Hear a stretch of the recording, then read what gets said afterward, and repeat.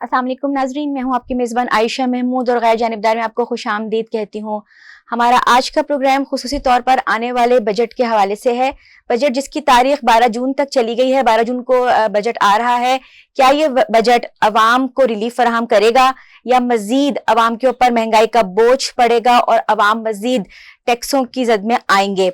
इस हवाले से बात करने के लिए इस वक्त हमारे साथ जो मेहमान मौजूद हैं उनमें सबसे पहले मेरे साथ तशरीफ फरमा है नईम सिद्दीकी साहब, जो कि सीनियर तज्जिया निगार हैं और माहिर मईशत भी हैं। उनके साथ तशरीफ फरमा है प्रोफेसर डॉक्टर अफजल राव साहब, ये माहिर तालीम हैं और एक्स वाइस चांसलर हैं इस्लामिक यूनिवर्सिटी बहावलपुर के। उनके साथ तशरीफ फरमा है मुस्तफ़ा खान साहब, जो कि डिप्टी ब्यूरो चीफ हैं कोहिनूर न्यूज़ इस्लामाबाद से। इनसे हम बात करेंगे और इनसे जानेंगे कि आने वाला बजट इनको कैसा नजर आ रहा है। सबसे पहले आप लोगों को मैं प्रोग्राम में खुश आमदीद कहूंगी अपने। नईम साहब, पहला सवाल मेरा आपसे है कि 12 जून को बजट आ रहा है, आप क्या देख रहे हैं? अगर हम अपने मुल्क में बात करें स्टेबिलिटी के हवाले से, तो इकोनॉमिक स्टेबिलिटी हमें नजर नहीं आती, तो सस्टेनेबल पॉलिसी मेकिंग के लिए क्या जरूरी चीजें हैं जो होनी चाहिए? बहुत बहुत शुक्रिया आयशा। देखिए, आपके सवाल में जवाब है कि सस्टेनेबल पॉलिसी के लिए सस्टेनेबल पॉलिसी होनी चाहिए। तो बुनियादी तौर पे ये जो भी बजट आ रहा है, ये तकरीबन 24% इजाफे से तकरीबन 18,000 अरब रुपए का बजट है। और इसमें जो मैं फोर्सी कर सकता हूँ वो ये है कि काफ़ी ज़्यादा टैक्सेस लगेंगे। और ऑलरेडी FBR को जो हदफ है पिछले साल 9,400 अरब रुपये का था, जो कि इस साल 12,900 अरब का होगा। उसके अलावा तकरीबन 3,000 अरब रुपया हमारा नॉन टैक्स रेवेन्यू होता है, तो हमें कुछ 16 ट्रिलियन यानी कि टैक्स जो है ना वो होपफुली इकट्ठा होने की उम्मीद है ये नेक्स्ट। और बेसिकली देखा जाए तो ये जो बजट है ना, ये IMF का एडवाइस शुदा बजट है, क्योंकि हमारी पिछले कई सालों से इकोनॉमिक कंडीशन जो है मुसलसल तनज़्ज़ुली का शिकार है। और उसकी वजह एक तो ये है कि हम अपनी एक्सपोर्ट बढ़ाने में कामयाब नहीं हो सके, और दूसरा ये है कि हम अपने एक्सपेंडिचर कंट्रोल करने में भी कामयाब नहीं हो सके।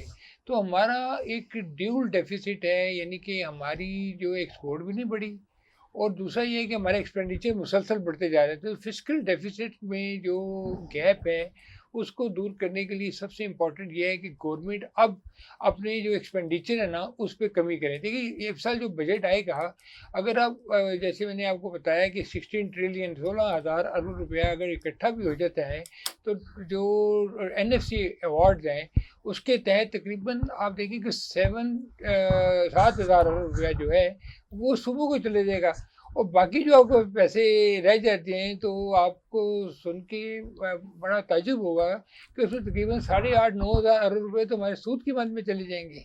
उसके अलावा हमारे और बहुत सारे एक्सपेंडिचर हैं, पेंशन्स हैं, डिफेंस का बजट है, तकरीबन 2,100 अरब रुपये डिफेंस का बजट होगा।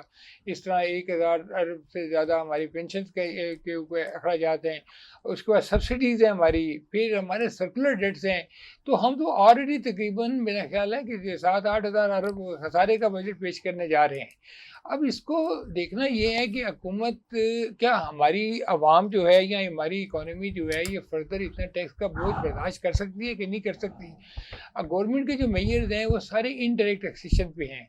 उनकी कोशिश यही होती है कि हम सेल टैक्स बढ़ा दें, हम एक्साइज ड्यूटी बढ़ा दें, हम कस्टम ड्यूटी बढ़ा दें, मतलब कहीं पे जो डायरेक्ट टैक्सेशन है उसके ऊपर बात नहीं होती। और गवर्नमेंट किसी भी बड़े सेक्टर में, जैसे शुगर है या जैसे सीमेंट है या जैसे टोबैको है, ये बड़े बड़े सेक्टर्स हैं, यूरिया है, यहाँ पे गवर्नमेंट जो है ना उस तरह डायरेक्ट टैक्सेशन इकट्ठा करने में बहुत नाकाम हुई है। और यहाँ भी पीछे भी जिन लोगों ने कोशिश की कि इन बड़े सेक्टर से हम टैक्सेस इकट्ठे करें, वो कामयाब नहीं हुए। तो भी उसका निकलता क्या है कि IMF फिर आपको ड्राइव करता है। वो ड्राइव जब करता है तो सारे का सारा बोझ गरीब आवाम पे पड़ता है। यानी कि बिजली महंगी कर देते हैं, आप गैस महंगी कर देते हैं, आप पेट्रोल महंगा कर देते हैं। आप जो जब इन चीज़ों को महंगा करते हैं तो इस बाई एंड लार्ज पूरी की पूरी जो नेशन है वो इससे इफेक्ट होती है। तो बेसिकली जब हुकूमत ये कहती है ना कि यहाँ टैक्स नहीं मिलता, तो ये बात बिल्कुल ठीक नहीं है। टैक्स तो हमारा जो है शुरू से जो बच्चा पैदा होता है वही टैक्स दे रहा होता है, क्योंकि इनडायरेक्ट टैक्स है। आपके घर बिजली का बिल आता है उस पर टैक्स है, गैस का बिल आता है उस पर टैक्स है। सर, आम आवाम तो टैक्सेस दे रहे हैं, लेकिन जो बड़ी बड़ी है लोग वो तो दे ही नहीं रहे हैं। वही मैंने आपको बताया कि जो बड़ी जो जहाँ पे टैक्स इकट्ठा करना है। देखिए, मैं तो हमेशा बड़ी एक सिंपल सी बात करता हूँ। एक आम لے مین کی حیثیت سے کہ بھئی ٹیکس ٹو ٹیکسیبل، یعنی کہ جس پہ ٹیکس لگتا ہے اس پہ ٹیکس لگائیں. اگر میں 35% ٹیکس دے سکتا ہوں تو باقی سب بھی لوگ بھی جو اس رینج میں آتے ہیں تو وہ 35% ٹیکس ان کو بھی دینا چاہیے. اور اگر میرے پہ ٹیکس زیرو ہے یا میں ٹیکس دینے کے قابل نہیں ہوں تو مجھ سے ٹیکس مت لیا جائے. دیکھیں ٹیکس جو ہے وہ basically is a dividend of economy. آپ کی اکانومی چلے گی، موو کرے گی، ٹرن اراؤنڈ ہوگا، ٹرن اوور ہوگا تو آٹومیٹک گورنمنٹ کو ٹیکس کو ایز اے ریونیو کبھی لینے نہیں چاہیے. حکومت جو ہے وہ ٹیکس کو ریونیو ڈائریکٹ شمار کرتی ہے، جو کہ بیسیکلی بڑی غلط بات ہے. آپ اکانومی کا دیکھیں اس وقت آپ کی ساری انڈسٹری بیٹھی ہوئی ہے، آپ کا بزنس جو ہے وہ سارے کا سارا ڈاؤن جا رہا ہے. اس وقت آپ کی ملک میں 1200 ٹیکسٹائل ملز ہیں جس میں سے 600 ٹیکسٹائل ملز ہیں اور بیٹھی ہوئی. ایکسپورٹ آپ کی $26 بلین کی ہوتی تھی، یہ پچھلے سال وہ $16 بلین پہ آ گئی ہے اور اس سال خدشہ ہے کہ اس سے بھی نیچے چلی جائے گی. اور آپ کی جو پالیسیز ہیں کنسسٹنٹ پالیسیز نہیں ہیں، آپ اس بات پہ غور نہیں کر رہے. حکومت اس بات کو انسینٹیو نہیں دے رہی. بجلی کی ہر سال مہنگی ہوتی جاتی ہے. جب آپ بجلی مہنگی کریں گے، گیس مہنگی کریں گے، لیبر مہنگی ہوگی، جب آپ کی کمپیٹیٹیونیس نہیں ہوگی، آپ کے ریجن کے جو دوسرے کنٹریز ہیں جیسے بنگلہ دیش ہے، ویتنام ہے، انڈیا ہے، آپ کا ان ملکوں سے مقابلہ ہے. جب ان ملکوں میں یہ ساری مواد ملتی ہیں وہ آپ کی جگہ ایکسپورٹ کی جگہ لے رہی ہیں. اور پھر دنیا میں اس وقت کووڈ کے بعد دیکھیں ایک بہت برے حالات ہوئے ہیں، خاص طور پہ بھی جو یوکرین کی جو وار ہوئی ہے اس سے تو دنیا میں بہت سارے معاشی مسائل جنم لے رہے ہیں اور آپ کی ایکسپورٹ اسی وجہ سے کم بھی ہو رہی ہے. تو ڈبل بات یہ ہے کہ ایک تو انٹرنیشنل مارکیٹ میں آپ کی جو ڈیمانڈ ہے کم ہو رہی ہے اور دوسرا لوکل مارکیٹ میں آپ ایکسپینسو ہوتے جا رہے ہیں. تو یہ ڈیمانڈ دیکھیں بیسیکلی ڈیمانڈ سپلائی کا معاملہ ہوتا ہے. ڈیمانڈ زیادہ ہوتی ہے تو سپلائی زیادہ ہوتی ہے. اب ڈیمانڈ اگر کم ہوگی اور آپ کے پاس سپلائی ریسورسز بھی اتنے نہیں ہوں گے تو الٹیمیٹلی آپ ڈیفیسٹ میں چلے جائیں گے. تو میں سمجھتا ہوں کہ حکومت کو اس وقت خاص طور پہ دیکھیں کہ ہماری ایک ٹیکسٹائل انڈسٹری ہوا کرتی تھی، ایک ٹریڈ انڈسٹری ہوا کرتی تھی. تو یہ ساری جو منسٹریز اگر دوبارہ اس پہ کام کریں، ورک کریں اور آپس میں میوچل انڈرسٹینڈنگ کے ساتھ بزنس کمیونٹی کو FPCCI ہے، جیسے آپ کی اور آرگنائزیشن ہیں، آپ کی گارمنٹس کی ایسوسیشن ہیں، آپ کی پاکستان بزنس کونسل ہے جس میں بڑے بڑے آپ کے ایکسپورٹرز بیٹھے ہوئے ہیں. تو آپ ان کے ساتھ بیٹھ کے معاملات طے کریں اور آپ ان سے پوچھیں کہ ان کو کیا مراعات چاہیے اور آپ دیکھیں آپ بجلی کے ریٹ میں، ٹیکسز کے ریٹ میں کیا کمی کر سکتے ہیں. تو آنے والے دنوں میں کوئی اچھی خبریں نہیں ہیں. ابھی آپ دیکھیں انفلیشن کہتے ہیں کم ہوا ہے، مہنگائی 37% سے 11% بھی آئی ہے. یہ سب چیزیں گورنمنٹ نے کی ہے، لیکن اس کی کاسٹ کیا ہے؟ اس کی کاسٹ یہ ہے کہ آپ کی جو قوت خرید ہے وہ کم ہو گئی ہے. جب قوت خرید کم ہوگی تو آٹومیٹکلی آپ کا انفلیشن نیچے آئے گا. تو انفلیشن اس وجہ سے نہیں آیا کہ آپ کی جو ٹرن اوور بڑھی ہے، اس لیے کم ہوا ہے کہ آپ کی ٹرن اوور کم ہوئی ہے، آپ کی قوت خرید کم ہوئی ہے. اور اس طرح جب آپ ڈیمانڈ ڈسٹرکشن اس کو کہتے ہیں، جب آپ ڈیمانڈ ڈسٹرکشن کریٹ کریں گے تو مارکیٹ میں امپلائمنٹ ختم ہو جاتی ہے، امپلائمنٹ کم ہو جاتی ہے. دیکھیں مختلف سیکٹرز ہیں، ان سارے سیکٹرز کو اگر آپ ایکولی کیٹر نہیں کریں گے، ان کا خیال نہیں کریں گے. اور ہمارا بیسک یہ جو بجٹ ہے $130 بلین کا ہمارے پاس دیکھیں انٹرنیشنل لون ہے، 85,000 کروڑ کا، 8,500 کروڑ کا ہمارے پاس، ارب روپے کا ہمارے پاس لوکل لون ہے. تو ان ساری چیزوں کو ڈیفیسٹ کو ہمیں کم کرنے کے لیے ایک تو انٹرنیشنل مارکیٹ میں ہمیں اپنی جگہ بنانی ہے، ہمیں وہاں پہ ایکسپورٹ کرنی ہے، ہمیں اپنی ایکسپورٹ کو بڑھانا ہے. اور دوسرا ہماری جو انٹرنیشنل ریمیٹنس ہیں اس کو ہم نے دیکھنا ہے کہ اس کو ہم باہر سے کیسے بہتر کر سکتے ہیں. تو یہ معاملات ایسے ہیں جس کو بجٹ میں گورنمنٹ کو دیکھنا یہ چاہیے کہ ہم یہ لمبی وش لسٹ ہے IMF کی جو اس وقت لگنے جا رہی ہے اور اس میں وہ کہتے ہیں ہر چیز پہ ٹیکس لگائیں. بچوں کے دودھ میں بھی ٹیکس لگائیں، جو دودھ آپ پیکنگ والا دودھ لیتے ہیں جس میں بھی ٹیکس نہیں ہے اس میں بھی ٹیکس لگائیں. یعنی کہ ہر اس چیز پہ ٹیکس لگائیں سوائے 2-4 وہ کہتے ہیں گندم چاول کو چھوڑ کے اور یہ جان بچانے والی ادویات کو چھوڑ کے باقی سب چیزوں کے آپ سیل ٹیکس لگا دیں. تو ایسا ہوگا تو بہت مشکل ہو جائے گی. آپ کیا کہنا چاہیں گے کہ جس طرح سے یہ کہہ رہے ہیں ہمارے ہاں گڈ گورننس کا نظام کس طرح سے رائج کیا جا سکتا ہے؟ جب تک گڈ گورننس نہیں ہوگی پولیٹیکل اسٹیبلٹی نہیں آ سکتی. اور جس طرح سے یہ کہہ رہے ہیں کہ ایک ایک چیز کے اوپر ٹیکس لگا دیا گیا ہے تو اس کے لیے کیا پالیسی میکنگ ہونی چاہیے؟ میرا اپنا یہی خیال ہے کہ یہی اصل ایشو ہے ہمارا جو آپ نے کہا. نعیم صاحب نے بڑے وضاحت سے ہماری معیشت میں تنزلی کے اسباب بتائے ہیں، لیکن یہ جو آپ نے فرمایا گڈ گورننس کا نہ ہونا ہمارے تمام مسائل انکلوڈنگ یہ معاشی مسائل کا سبب ہے۔ اب میں بتاتا ہوں کہ ہمارے ساتھ ہو کیا رہا ہے اور ہمیں کرنا کیا چاہیے۔ بات یہ ہے کہ ہمیں اس چیز کو 3 حصوں میں تقسیم کرتے ہیں اس گفتگو کو ابھی اپنی۔ ایک تو یہ ہے کہ یہ جو معیشت ہے یہ تباہ جو ہو گئی ہے، اس کے بارے میں کافی انہوں نے وضاحت سے بتا دیا، میں اس طرف وقت ضائع نہیں کروں گا کیونکہ بہت اچھے طریقے سے انہوں نے بتایا۔ یہ ہے کہ اب اس کو سنبھالا کیسے جائے اور کون کون سی ہماری کمی تھی، کوتاہیاں تھیں جس کی وجہ سے ہم اس نتیجے پہ پہنچے، اور وہ کون سے سیکٹر ہیں جنہیں ایڈریس کر لیں تو ہم آج بھی دنیا کی خوشحال ترین ریاست بن سکتے ہیں۔ آپ کہیں گے یہ شاید خیالی اور کتابی باتیں ہیں، حقیقت یہ ہے کہ ہم نے اب میں صرف پہلے ٹیکس کی طرف آتا ہوں، ابھی میں یہ انڈائریکٹ ٹیکس کی طرف نہیں، سیدھے ٹیکس کی طرف۔ میرا اپنا ذاتی یہ خیال ہے، اگر آپ کیلکولیٹ کریں، اگر جو بھی ٹیکس اس وقت انکم ٹیکس وغیرہ اور جو ڈائریکٹ ٹیکس ہیں، اگر ہم صحیح وصول کر لیں، ہمیں کسی اور ٹیکس کی ضرورت نہیں۔ آئی ایم ایف کے بارے میں جو انہوں نے کہا کہ وہ جو دودھ پہ بھی لگا، وہ اس لیے لگاتا کہ وہ سمجھتا ہے کہ یہ لوگ اس طرح تو وصول کر لیں گے، ٹیکس نہیں وصول کر پائیں گے۔ ٹیکنیکلی وہ ہم پر عدم اعتماد کرتا ہے کہ ہم ٹیکس وصول کرنے میں، اور ٹیکس کیا ہے؟ صرف اور صرف ملازم صحیح ٹیکس دے رہا ہے کیونکہ وہ سورس سے کاٹ دیا جاتا ہے اور کیلکولیٹ۔ ابھی بڑے اچھے طریقے سے انہوں نے بتایا کہ اتنے بڑے بزنسز جن کے ٹیکسز اتنے بنتے ہیں، اور انہوں نے پچھلے دنوں کوشش بھی کی ہے اور وہ مانیٹر بھی، اس کا مطلب ہے کہ میں دیکھیں ویری سمپل کہوں گا کہ ملی بھگت سے وہ ٹیکس جون سا ہے وہ حکومت کے خزانے میں نہیں گیا، وہ انہوں نے بھی بچایا یا جو بچایا، یہ نا اشرافیہ بھی نہیں دیتی نا۔ ہاں جی، نہیں اشرافیہ وہی ہے نا، یہ جو مل مالکان ہے، یہ جو انڈسٹری مالک ہیں، یہ جو انڈسٹری ہے، یہ سارے یہی تو اشرافیہ ہے۔ اشرافیہ تو یہ ملازم تو نہیں۔ آج جو سڑکوں پہ ملازم تنخواہوں کی انکریز کے نکلا ہے، یہ اشرافیہ نہیں، یہ تو حلال کی کمائی میں مشکل اور تنگ ہو گیا ہے اور اس کی قوت خرید ختم ہوتی جا رہی ہے، تب وہ کہہ رہا ہے کہ ہمیں کم از کم جینے کا تو عوام کو سمجھ ہی نہیں آتی وہ کھائے یا بلوں کی ادائیگی کرے، کدھر جائے کدھر نہ جائے۔ عوام کو اس لیے سمجھ نہیں آتی کہ بیڈ گورننس کی وجہ سے کوئی بھی چیز، بجلی کی چوری آپ کو پتا ہے کتنی ہوتی ہے، ایسی یہی بجلی، اس میں لاسز آپ کو دینے پڑتے ہیں اور استعمال میں کر رہا ہوں، مجھے مراحت اتنی ہے، مجھے ایسے معاملات ہیں جس میں ایک آدمی میں 50 آدمی تنخواہیں اچھی نہ لے سکتے۔ آپ کے خیال میں یہ مراحت ختم نہیں ہونی چاہیے؟ مراحت بالکل ختم ہونی چاہیے۔ میں یہ کہہ رہا ہوں کہ تمام مراحت کو اس طرح ختم کر دیں کہ ایک آدمی ہے وہ سروسز دے رہا ہے، اسے اپنے آفس میں سروس مہیا کریں، اس کو سارا کچھ کریں اور اس کو فکس کر دیں۔ جیسے آپ کو یاد ہوگا کہ پہلے بڑے افسروں کو یہ ملتا تھا الاؤنس مختلف، اس میں آیا کہ کنوینس الاؤنس ملتا تھا، پھر انہوں نے کہا کہ نہیں ہم آپ کو یہ دے دیتے ہیں فکس، آپ اپنی گاڑی رکھ۔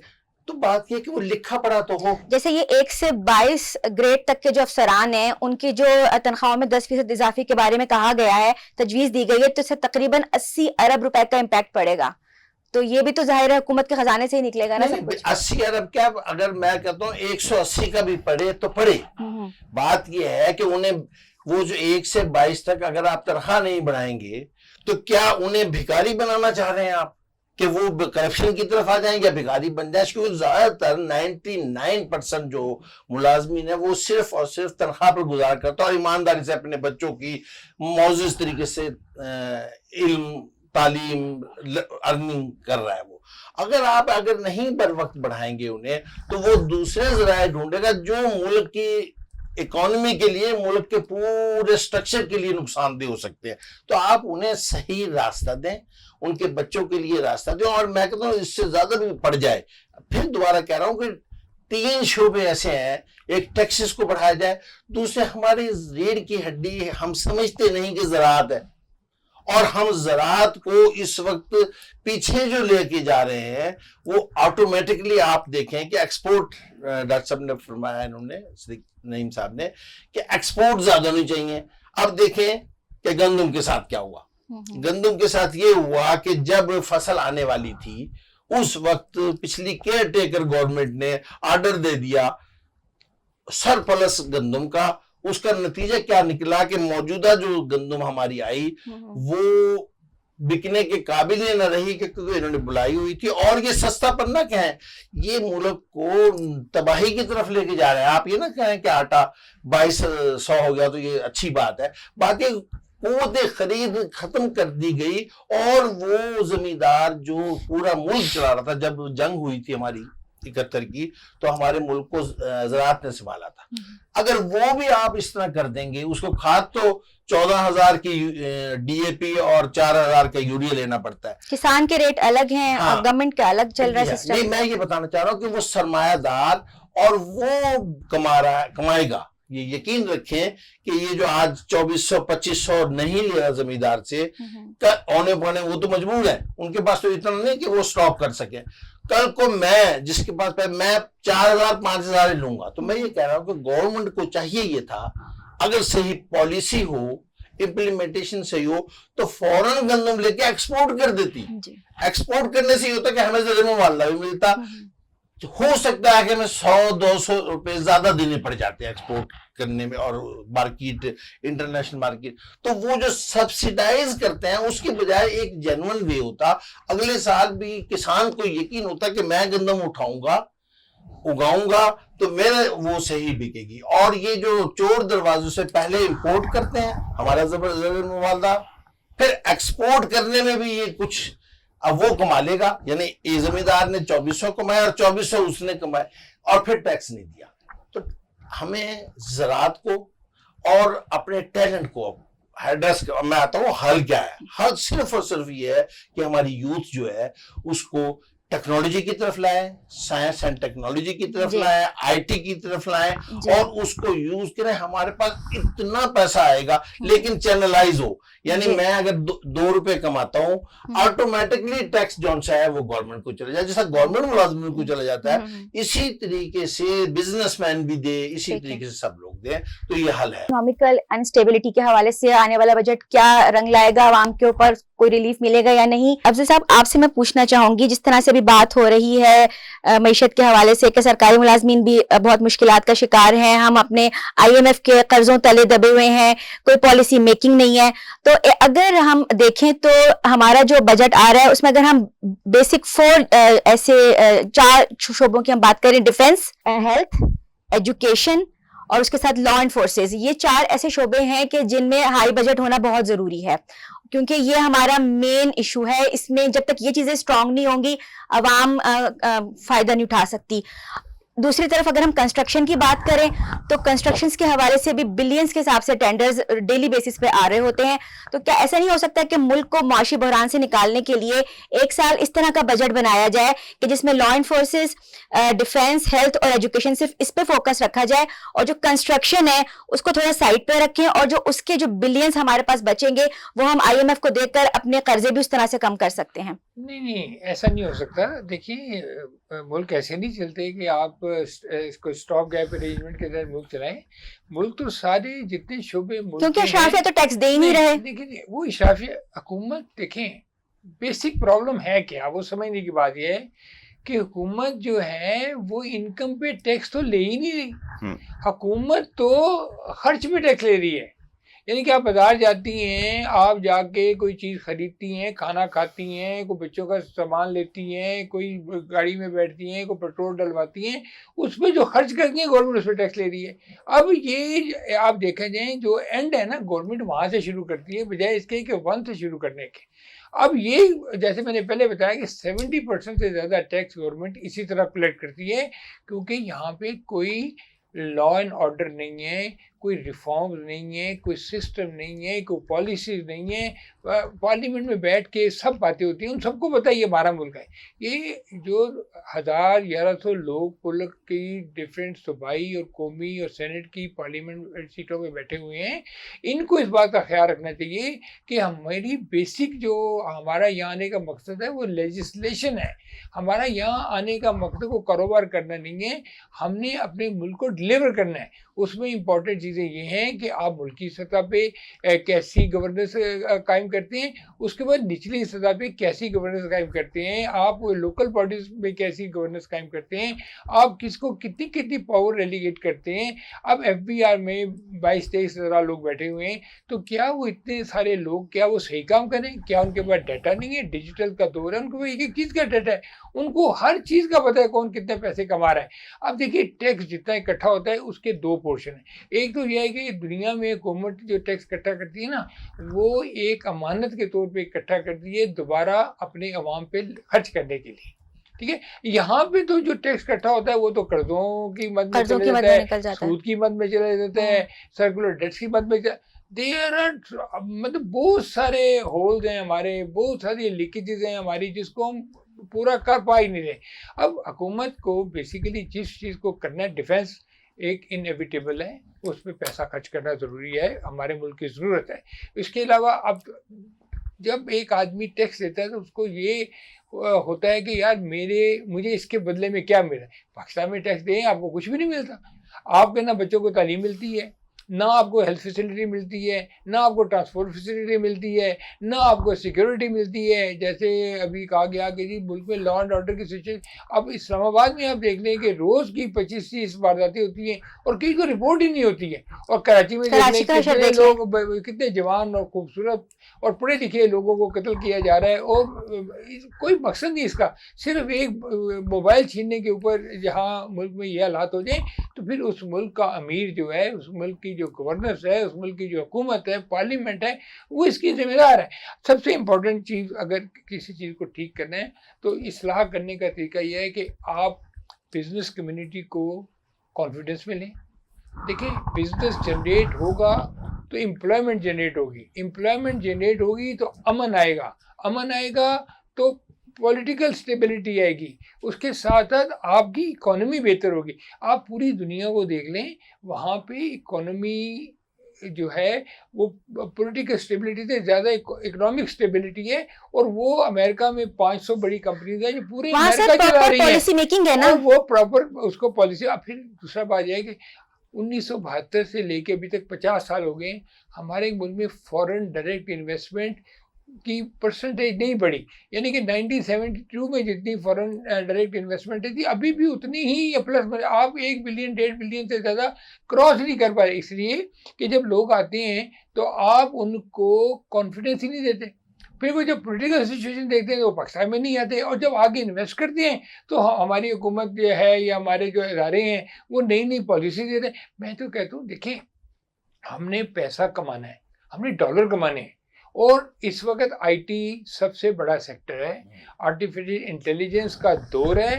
اگلے 5 سے 10 سال بعد ہو سکتا ہے آپ اس سیٹ پہ بیٹھ کے اینکرنگ نہ کر رہی ہوں, آپ جو روبوٹ بیٹھا ہو جو کہ اینکرنگ کر رہا ہوگا, اور یہ تمام چینلز وغیرہ اور یہ چیزیں ساری ہو سکتا ہے تو ختم ہو جائیں گی, اتنا زیادہ انٹریکشن ہو جائے گی. اب آپ کو لا میں, اب آپ کو کنسلٹنسی میں, اب آپ کو ڈرافٹنگ میں کسی کی ضرورت نہیں ہے.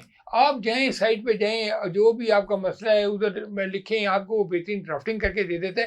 اس چیز کو ہم نے ابھی اینٹیسپیٹ کرنا ہے. اگر ہم نہیں کریں گے, دیکھیں ہمارے اسکل ڈیولپمنٹ کا ادارہ ہے, نیفٹیک ہے, ان کے پاس تقریباً 10 ارب کا بجٹ ہے, ان کے بجٹ میں اضافہ کیا جائے, یہاں پہ بچوں کو high education, high technical vocational training کی طرف لے جایا جائے, اور ان کو جو کمپیوٹر سائنسز ہو گیا, آرٹیفیشل انٹیلیجنس ہو گئی, اور اس قسم کی جتنی بھی ماڈرن تعلیم ہے وہ دیجیے, ان کو نکالیں فکر سے, ان کو انٹرپریور بنائیں. دیکھیں اس وقت باہر بہت زیادہ ڈیمانڈ ہے, مڈل ایسٹ میں بہت زیادہ ڈیمانڈ ہے, اور ہائی اسکل جو ہے ٹیکنیکل لوگوں کی ڈیمانڈ ہے. تو حکومت کو اس سے دیکھیں ہمارے یہاں جیسے بھی کہا گیا آبادی بہت ہے. اب یہ جو آبادی ہے یہی ہماری اسٹرینتھ بھی ہے, یہی ہماری ویکنیس ہے. اسٹرینتھ یہ ہے کہ ہماری 50% آبادی 40 سال سے کم ہے, ہم اس کو پراپر یوٹیلائز کر سکتے ہیں, ان کو موٹیویٹ کر سکتے ہیں, ان کو کام سکھا سکتے ہیں. اور اگر ہم نے یہ کام نہیں کیا تو آنے والے وقتوں میں ہم جتنا بھی کمائیں گے ہمارا سارا ضائع ہو جائے گا. اور دوسری سائڈ پہ گورنمنٹ کو اپنے ریونیو اور اپنے ایکسپینڈیچر کو ریفارم کرنا ہے. یہ بہت امپورٹنٹ ہے, خاص طور پہ یہ جو فری بجلی ہے, فری پیٹرول ہے. دیکھیں دنیا میں ایسا کہیں نہیں ہوتا, آپ اپنے ساتھ والے ملکوں کو دیکھ لیں, وہاں بھی ایسا نہیں ہوتا. تو آپ کب تک یہ شہانہ اور یہ کلونیلزم کے دور کو آپ بھول جائیں, اس کو چھوڑ دیں. اب یہ 20-20 کنال کے گھروں میں سرکاری افسر رہنے چھوڑ دیں, اب وہ چھوٹے چھوٹے اپارٹمنٹوں میں شفٹ ہوں. اور دیکھیں باہر کی دنیا میں تو منسٹر اور پرائم منسٹر بھی ٹرینوں میں سفر کرتے آ جا رہے ہیں. ہم یہاں لاکھوں باتیں کر لیں, میں آپ کو 100 چیزیں بتا سکتا ہوں ریفارمز کے لیے جو ہے, لیکن کرے گا کون, کرے گا کون؟ یہی جب تک ان کو آپ پراپر لائن اپ نہیں کریں گے, اپنے ایکسپینڈیچرز کا وہ جو ہے محاسبہ نہیں کریں گے, اور یہ نہیں دیکھیں گے کہ ہم کہاں کہاں پہ کٹ لگا سکتے ہیں. دیکھیں 9,700 ارب روپیہ آپ کا اس سال صرف سود کی مد میں جائے گا. آپ کی انکم کیا ہے؟ 16 ٹریلین تو کچھ بھی نہیں ہے نا. اس میں سے آپ دیکھیں خرچے نکالیں تو آپ اگر 8,500 ارب کا ڈیفیسٹ بجٹ پیش کر رہے ہیں, خسارے کا بجٹ پیش کر رہے ہیں, تو آپ گھر سے ہی خسارہ لے کے جائیں تو کہاں سے؟ ابھی دیکھیں گندم کی بات کی, $3 ارب انہوں نے پچھلے سال لیا باہر سے, اس میں $1.5 ارب کی گندم امپورٹ کر لی.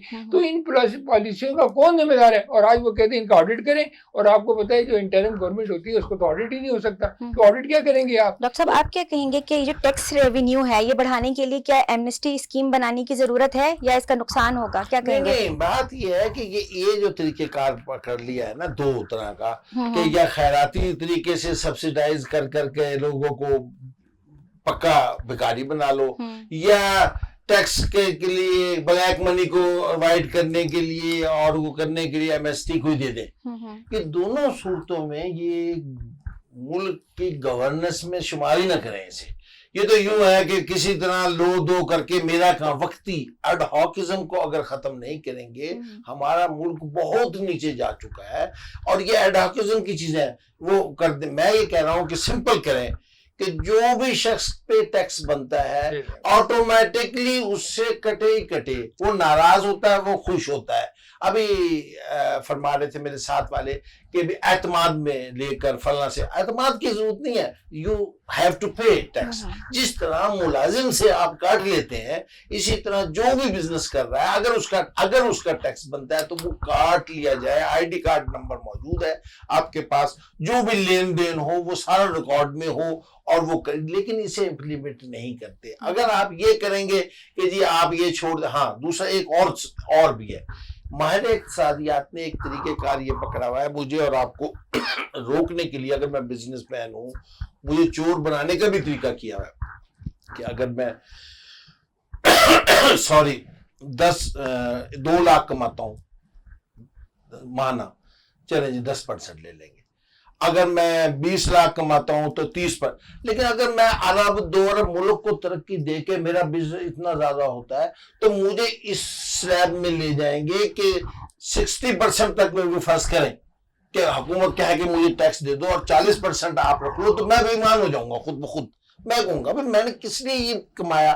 تو آپ ایک لمیٹڈ رکھ کر ٹیکس سب دیں, یہ نہ ہو کہ جو قابو آ جائے اس سے آپ ٹیکس لیتے رہیں. دوسرے نمبر پر آپ ہرگز یہ ہتھ کنڈے استعمال نہ کریں کہ یہ چھوٹ دے دیں وہ چھوٹ دے دیں. کوئی چھوٹ کی ضرورت نہیں, صرف انکم ٹیکس پورا لیں.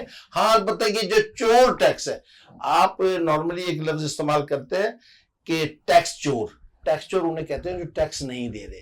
لیکن میں کہتا ہوں یہ چور ٹیکس ہے, یہ جو نعیم صاحب نے ذکر کیا, چور ٹیکس یہ ہے کہ آپ کے دودھ پہ بھی ٹیکس ہے, آپ کے خرچ پہ ٹیکس ہے. آپ نے پہلے جو بھی کمایا, آپ کی جو بھی ارننگ ہے, آپ کے سورس سے ٹیکس انکم ٹیکس کٹ گیا. اب آپ خریدنے گئے اس پیسے سے جس کا آپ ٹیکس دے چکے, پھر آپ ٹیکس دے رہے ہیں. آپ یہ دیکھیں کہ اس کا مطلب ہے کہ آپ ایک بس رولنگ سٹون بنے ہوئے ہیں نا. وہ بندہ جس کو ایمانداری سے ٹیکس کلیکٹ کرنا چاہیے تھا, وہ محکمہ جسے ایمانداری سے ٹیکس کلیکٹ کرنا چاہیے تھا, وہ پارلیمنٹ جس نے ایمانداری سے ٹیکس کو خرچ کرنا تھا, یہ تو وہ وہاں پہ آ کے لیپس ہیں. تو بات یہ ہے کہ آرام سے اس ملک میں سارا کچھ آپ گین کر سکتے ہیں, سارا کچھ لے سکتے ہیں, صرف ایک چیز ہو کہ ڈیڈیکیشن ہو. اور خدا کے لیے تمام سیاسی جماعتیں, تمام ادارے ابھی آنکھیں کھول لیں, یہ میری وارننگ ہے. اگر آپ نے آنکھیں نہ کھولی اور ایک ہو کر جو بھی پالیسی بنائی ملک کی بہتری کے لیے نہ بنائی، اور سب کو پتا ہے کہ ملک کی بہتری کے لیے کون کون سی چیز کرنی چاہیے. یہ گفت و شنید کا وقت نہیں، ساری چیزیں سب کو پتا ہے. تو تمہاری داستان تک بھی نہ ہوگی داستانوں میں، کسی خوش فہمی میں نہ رہیں. یہ آئی ایم ایف تو ایک دفعہ دے دے گا، 2 دفعہ. آپ تو آئی ایم ایف کیا، آپ دینے والے بنے. آپ ان چیزوں کو چھیڑیں، اس نوجوان کو، اس ملک کی سیاحت کو، اس ملک کی زراعت کو، انڈسٹری کو، ہر چیز کو کام پر لگا دیں، اور کام پر لگا دیں. اور آپ ایسی ارننگ کریں گے کہ آپ تو لوگوں کو دیتے پھریں گے. تو صرف ایمانداری کی ضرورت ہے، پالیسی میکرز کے ایماندار ہونے کی ضرورت ہے. معذرت کے ساتھ اگر وہ صحیح ایماندار سمجھا ہے اپنی پالیسیز میں ہوتے تو آج 75 سال کے بعد میں آپ یہ گفتگو ہی نہ کر رہے ہوتے. یہ چائنا ہمارے بعد ہی آزاد ہوا تھا نا.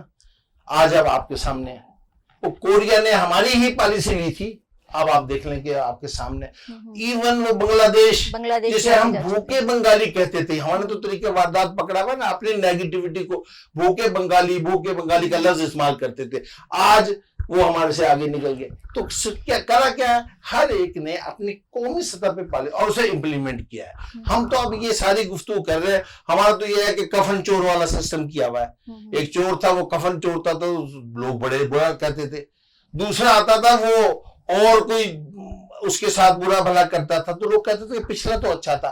اب بتائیں پینشنر پہ بھی ہاتھ جو صاف کرنے کی گورنمنٹ سوچ رہی ہو، اس کا مطلب کہ اس کے پاس کون کرنے کو کچھ نہیں ہے. باقاعدہ پالیسی کے تحت ٹیکس لینے کی کوئی سکیم نہیں ہے. اس کا طریقہ کار یہ ہے کہ پینشن سے بھی لے لیں، اس سے کل کو اس کے مرنے پہ بھی پھر ٹیکس لگا دیں گے. کیا کریں گے؟ وہ طبقہ جس کو آپ نے سروسز لیں، جس نے ذہن میں رکھے کہ 99% ایمانداری سے اپنی سروسز دے رہے ہیں. کچھ ایسے ہیں جنہیں ضرورت ہی نہیں اس پینشن کی، وہ اتنا کما چکے ہوں گے، تو ان کی وجہ سے باقیوں کو خراب نہ کریں، اور پالیسی وہ بنائیں جو اس ملک کو، نوجوان کو تعلیم، اور پہلا نمبر پہ تعلیم کو لے لیں. نتیجہ یہی نکلا ہے کہ عوام تیار ہو جائیں، کیونکہ بجٹ کوئی خاطر خواہ ریلیف فراہم نہیں کرے گا اور ان پر مزید ٹیکسز ڈالے جائیں گے، مزید مہنگائی کا بوجھ بڑھے گا. اور اس کے لیے بہت ضروری ہے کہ اگر ان تمام چیزوں کو اوور کم کرنا ہے تو پراپر پالیسی میکنگ ہونی چاہیے. جب تک ہم پراپر پالیسی میکنگ نہیں کریں گے تب تک ہم ان تمام مسائل پر قابو نہیں پا سکتے. انشاءاللہ اگلے ہفتے پھر کسی اہم ایشو کے ساتھ آپ کی خدمت میں حاضر ہوں گی. جب تک عائشہ محمود کو اجازت دیجیے. اللہ حافظ.